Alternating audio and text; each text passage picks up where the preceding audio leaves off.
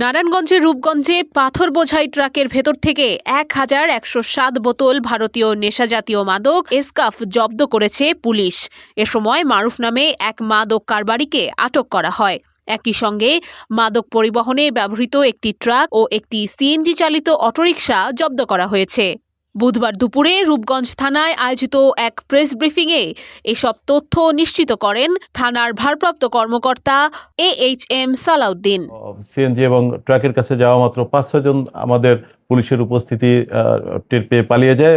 পাথরভর্তি ট্রাকের মধ্যে বস্তাভর্তি অবস্থায় ১,১০৭টি স্কার্ফ, যা ভারতের সীমান্তবর্তী এলাকা থেকে সংগ্রহ করে এই রূপগঞ্জ থানা এলাকার ট্রাক থেকে আনলোড করা হচ্ছিল। আসামিকে কিছুক্ষণের মধ্যে আমরা বিজ্ঞ আদালতে সুপর্দ করব।